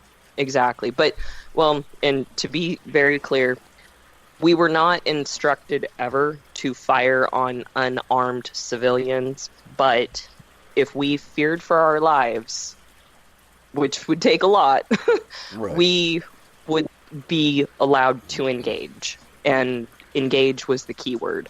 What it really boils down to, Seth, is rules of engagement. It's all rules of engagement that dictates whether you fire on this caravan or not. So I'd be prone to ask what the rules of engagement are when they're on the border. You saw the change in when I was in Balad, 04 to 05. The rules of engagement were you engaged. You're in a convoy. You see an Iraqi setting an IED alongside the road. You engage. We come back from Balad. 7 months later, we're back in Telefar, and the rules of engagement changed to win hearts and minds. So now this same convoy that saw an Iraqi setting an IED along the road, you stop the convoy, you detain the Iraqi, EOD comes in and dismantles the IED, and they let the guy go. That's the difference between 04 and 06 with rules of engagement. So it's the rules of engagement that dictate whether they're going to fire on unarmed civilians or not.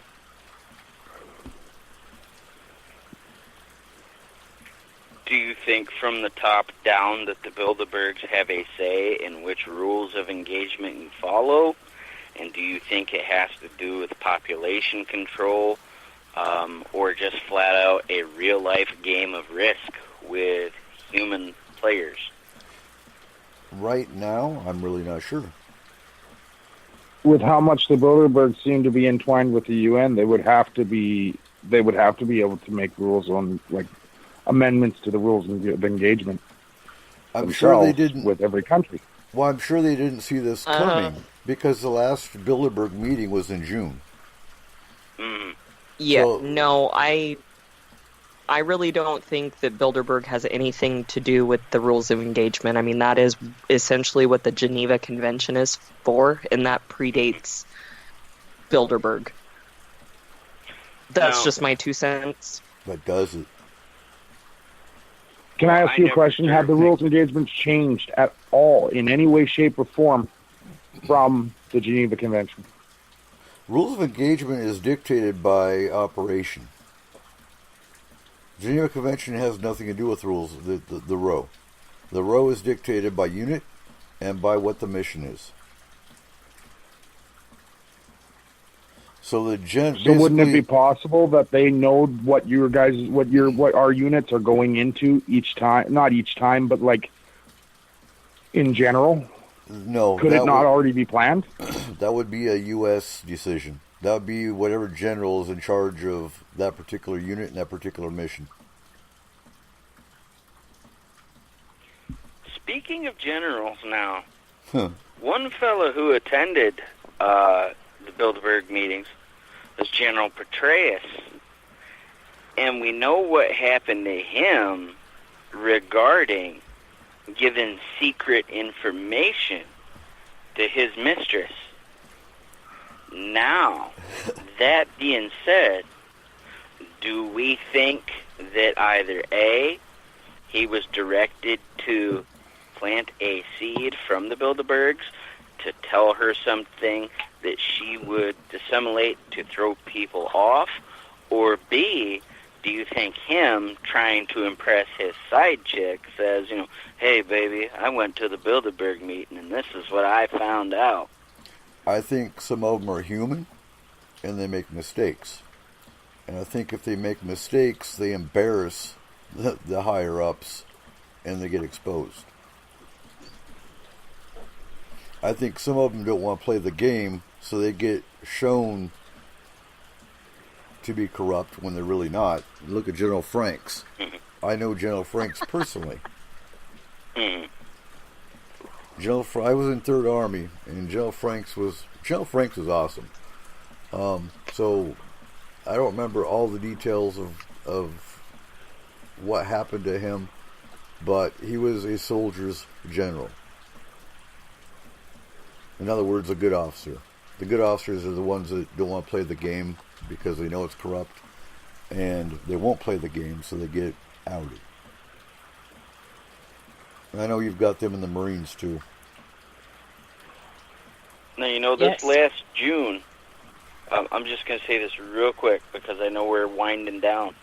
This last June with the Bilderberg meeting, again, it's all hearsay, but I'm wondering, not to politicize or whatever, but I know someone is going to be waking up Wednesday morning, whether or not it's the right or the left. Someone's going to be waking up not happy. someone's going to be waking up with a chip on their shoulder, and someone's going to be waking up riding on a high. Now, with that being said, we don't know, and it's always debatable. They say, you know, the invisible hand has already determined who's winning and that voting is an illusion. Other people say, no, it only seems that way because not enough people vote. I don't know. I'm here in my own little house, okay?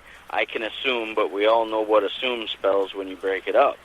So now, with that being said, does anybody here know or suspect that the fallout from the election plus the upcoming flu season are two of the main topics that were discussed at the Bilderberg meeting? And what do you have to back it up or go against what I just asked? You know, that's a hard one. That is. Flu season. Yeah, I got nothing. I tried. Yeah, I know.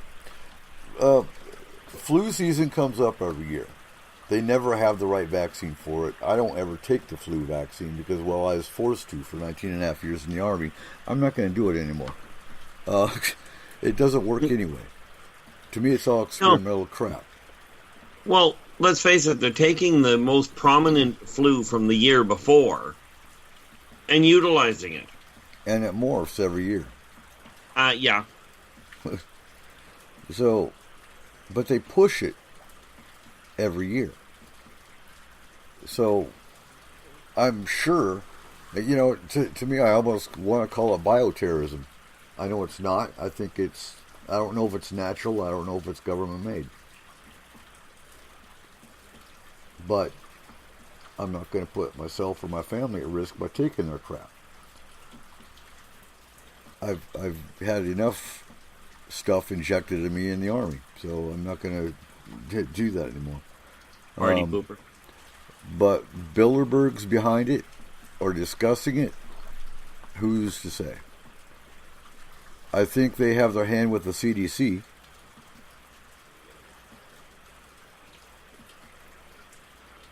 Well, yeah, you know, and you know, quite frankly, when you start looking at that, you know, I kind of look at the logic behind it, if you will, and you know, let's say the Bilderbergs are right behind most of it. Things like that, they are kind of like the sideline stuff because they're a very small, globally impacting issue. You know, they'll work with it. They'll work with whatever advantage comes up with it, I have no doubt. But trying to orchestrate that kind of thing, in my opinion, has too many other very minor variations to it to really bother with when you can play with the bigger impacts. I don't think there's enough death caused by the flu each year to look at it as a Bilderberg issue. I mean, you do have your random, you know, the elderly and kids are the most at risk with the flu. Mm-hmm. And I don't see it being enough of an impact for the Bilderbergs to even pay attention to it. So it's more hole in the wall than hole in the floor type thing. I think it's a natural... Well, except for the fact that it's a moneymaker. Yeah, I've got something on this. And it's a little out of the box. Okay, so just bear with me. I have been doing a search over the last couple of years, and I have noticed a trend, and it happened in 2014, it happened in 2016, and now it's happening again in 2018. It only occurs around the start of flu season, and it is a mysterious illness, and the closest thing that the doctors can describe it as is a polio-like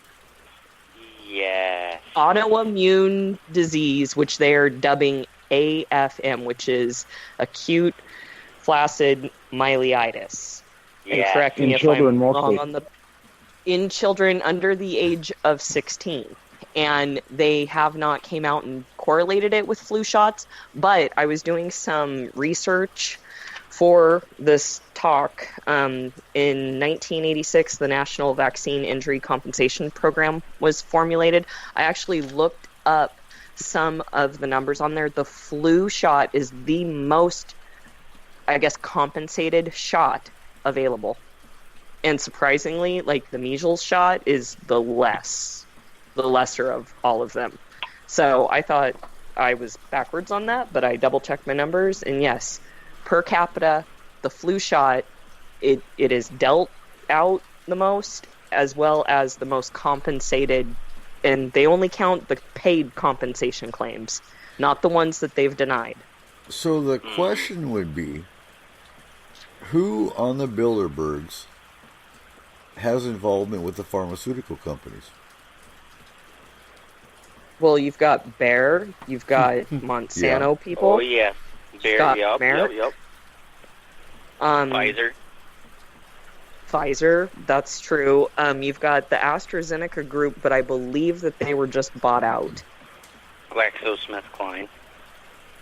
And you know what's funny? Yeah, is Roundup was just bought out by Bayer. Glyphosate, yep. Yep. Bayer bought up Bayer. Bayer bought up Roundup or glyphosate. Interesting tidbit. You guys probably know this, but if you don't, even better. You do know that Bayer/Monsanto, their company goes all the way back. Guess who was selling the different gases and chemicals that Hitler himself used on the Jews during the World War II era? Rockefeller. Oh, jeez. Which is now Bayer/Monsanto. Yeah, I'm pretty sure they're behind Agent Orange too, actually. And it's not a matter, it's scary now because I sit and think with all these things, it's not a matter of if, but a matter of when cancer comes. And that's where, I forget the fella's name, but from Goldman Sachs, he flat out said, and this took testicular fortitude, to say basically, hey, it's not economically feasible to cure cancer. We could stop that cancer, but kind of like the money. It's in fairness, they've already got the cure. That's the real kicker to it. Oh, yeah, I agree with that. It's Goldman Sachs asks in biotech research report, is curing patients a sustainable business model? Of course not. And ironically enough, the reality behind it is, if you take a look at what's happened in the past, and for that matter in the present, with other planets, curing cancer, yes, it eliminates the cancer research price, cash cow. However, there are always other medical things, other research projects that can be utilized quite effectively and more profitably. Because I don't know about you. Go ahead. I don't know about you, but from everything I've heard, the actual dollars being donated to cancer research are starting to... People are asking too many questions about, you're researching this and you've never come up with a cure? But you know what keeps that going, though? And you think about this. Cancer is one of those things, and rightfully so, it's devastating. I have only one grandparent who hasn't had cancer yet, knock on wood. But here's the real kicker to it. Okay. That's the one that pulls on the heartstrings. Well, yeah, but what people aren't told is that cancer is in every single organism that's born in the first place. It's a defense mechanism for the human, for the corporeal body. It just gets out of hand. That's why it's so easy to spread it. It's because all you got to do is activate something that's already there. It goes to the theory, and you may know of the person. I can't think of his name on topic, but he has a book, and on the cover of the book, it looks like an alien gray, except the face, the skin, is actually the Earth. It's not Willie Stryber, is it? No. This guy has a theory that the reason we have all these problems on our planet is because that we are an alien race that was never meant to be here. And he says, okay, for example, look at the different things animals face. Look at the different things that, like, fish in the ocean. We're fine until our pollutants. Look at how we get sunburn, our sicknesses, our illnesses. It's like, I have my dogs here, and outside of my one dog, the rescue dog, having Lyme disease, I never see him sick and being like, oh, God, he's got the doggy flu, or he's got doggy pneumonia, he's got doggy diarrhea. Something like that happens if he eats something that he shouldn't or something like that. But how is it I have, if our animals are taken care of, they're not sick? So it's not to say that people can't take care of an animal when it doesn't get sick. But, I mean, really, like, Coop, you're a farmer. Your animals tend with natural occurrences that might cause them problems. Mm-hmm. But is there any particular diseases in all the years that you've had your farm, you look and you say, this has struck the chickens every so often. Someone's trying to kill off the chickens. Or, the brown cows are dying off and the white cows aren't. Where there's anything that makes you think that this tampering with our health has gone on into the animals, aside from the obvious, genetic modifications where we have Hulka chickens walking around. Well, you look at your animal, notice changes and stuff. That goes in with farm biosecurity, actually, because, the price of chicks, I think it was last year or this year, actually went up because of bird flu. So, yeah, there are things, and there's actually, where did bird flu originate? So there's a lot of things you got to look at. That is the government controlling. The government doesn't want you to have your own food. They want you to buy their Monsanto products. Yes. So they're going to do what they need to do to, and I know in some states it's illegal to catch rainwater. It Washington is, or State have a being one garden of in them. your front yard. Yeah. And there was rumors, I think last year, may even have been this year, they're trying to get rid of gardening. Because they don't want you to buy your own food or, make your own food. They want you to go to the store and pay for what they want you to eat. And that's what it boils down to. And that's a shaping of a society, a shaping of a society where we are, there's a certain branch of us who's dependent on the other. And it really comes down to it. We're divided by so many things. I'm honestly afraid that might be one of the things Bilderbergs discussed, was talking about this police state that may come because of the unrest. They want us to fight just so that they can be arbitrary. Just so that they can flex that muscle and lock us in our homes and have the jackboots outside telling us when we can leave and, under his eye, Handmaid's Tale. See, this is the funny part about this whole mess, is I hear people talking about it all the time of the elite or, the Bilderbergs want people to fight. The thing that I find fascinating is, their actions or their purported actions, certainly they're causing the unrest. But the question I have to ask is, are they causing the unrest in an effort to make people fight? Or are they causing the unrest and the side effect is that people are fighting? Well, it really doesn't take much to cause unrest. You plant a seed and humans do the rest. You're absolutely right. And a perfect example of that, it doesn't take much to cause unrest. Tickle me Elmo. Yeah. You got people killing each other over a toy, and if they kill each other over a toy, what happens when you put serious issues out there? But you know what? You know how you can tell the good guys from the bad guys, and it's right here in this program. Yeah, if they're not shooting at me, they're good. Right.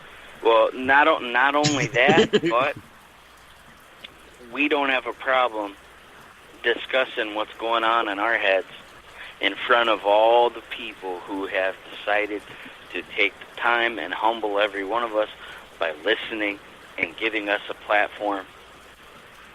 And that's the beauty of it. We don't have to have any influence over anybody except the fact that, hey, we're all free thinkers. We can build on one another, and here it is. See, there was a time centuries back when mankind actually did have absolute peace on Earth. You know, so it can be done. But I mean, you look at the modern world, and I listen to people get excited over buying a new Pixel. You know, they get into arguments over who's got the best Pixel, and I'm like, really? Like, can you find something a little different to fight about? You know? Well, you know, prime example is Black Friday. People fighting over a pair of socks. Population control. And just like you said, killing each other over a toy. You know, go to Walmart and they have a big, you know, crate of socks for $1, and you got people fighting over them, pulling them out of each other's shopping carts because they want them. Just throwing bones to the dog on the floor. I went once out of curiosity. I went once, and this one lady, man, she left her kid. He said he was 16. The dude was about 6'5", but he was a gentle giant, man. This kid's 16 years old, and his mom left him because she wanted him to get a Roku player, one of the newest ones. And I was there for something else completely. And as big as this kid was, and I mean, you know, he could have squashed me like a bug. But when that crowd started roaring, I saw the fear in his eyes, man. And this is just a kid. This is just a kid. She left him alone. I couldn't find her, and so I took him with the thing that he was getting, and I grabbed it, even though I wasn't interested in it.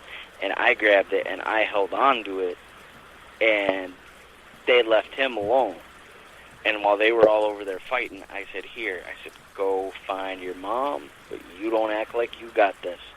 And it's scary, the things that people will put themselves in a position just to get something, you know, free.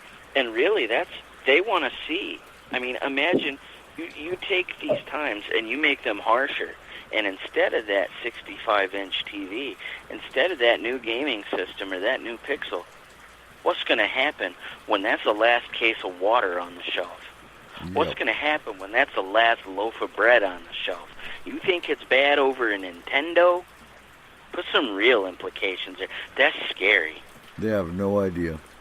Anyway, wow, time has flown as it always does. So I want to thank our crew tonight. R. Keith Andrews, our FMP Alien Race Specialist. Make sure you check out his 2 new books he's written and watch his YouTube channel. So, Keith, real quick, where can we find your books? Well, I'll be advertising them on my YouTube channel, which is R. Keith Andrews. And you can also get a hold of me at Inner Voice Enterprises at yahoo.ca. That's the easiest way to find me. Right. All right. Colweg Leitner, FMP Culture and Lore Research Specialist and owner of a Statement of Sound DJ Services.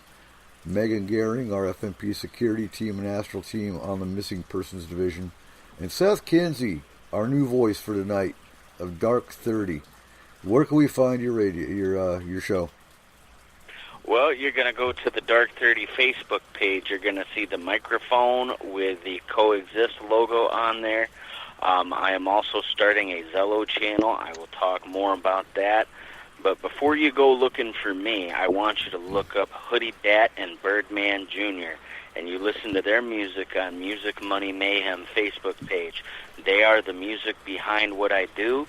but feel free to contact me in person on Facebook. If you message me, I'm there. My Twitter is Dark30, but there's no I. It's the number 1, all lowercase. Same for Instagram, Dark30. And instead of the letter I, it's a number 1 in there, all lowercase. And I'm there, and we can talk, we can chill, we can discuss whatever's on your mind and whatever isn't yet. Outstanding. So you're going to hear a lot more from Seth. He's our S4 conspiracy research specialist. So when we have conspiracy shows, well, hey, when we have most of our shows, you're going to hear from Seth. So our music tonight came from the creative mind of Cole. Look forward to more of his intros. And Stephen Gill of Twisted Images, Twisted Studios departments are closing music.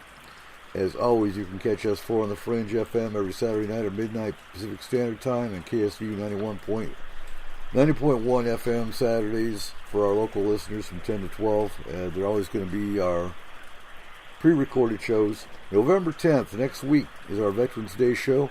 I'll be calling in some of my old brothers and sisters in arms to discuss how do we feel being veterans in a country that's so chaotic, and was it really worth it?